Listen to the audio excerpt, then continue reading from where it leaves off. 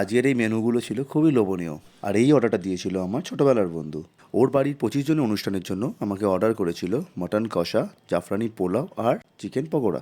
প্রথমেই মশলাটা কষে নেওয়া হচ্ছে, কারণ মটন কষতে একটু সময় লাগে। মাটনটা কষাতে আমরা কোনো প্রেশার কুকারে ব্যবহার করিনি। আর মাটনটা হতে হতে অন্যদিকে আমরা জাফরানি পোলাওটাও চাপিয়ে দিয়েছিলাম। আর আজকের রান্নাটা আমি আমার স্পেশাল রাঁধুনিকে দিয়ে রান্না করিয়েছিলাম। যারা যারা তোমরা এরকম রেসিপি বাড়িতে ট্রাই করবে ভাবছো, তারা আমাকে কমেন্ট সেকশনে অবশ্যই জানিও। আমি দুটো রান্নারই ডিটেলস রেসিপি ওখানে শেয়ার করে দেবো। আর মটনটা যেহেতু ঝাল ঝাল, তাই জাফরানি পোলাওটা হালকা মিষ্টি করা হয়েছে, যাতে দুটোর কম্বিনেশন একদম পারফেক্ট থাকে। আর এইদিকে ততক্ষণে আমার বোন চিকেন পকোড়াগুলো ভেজে নিচ্ছিল।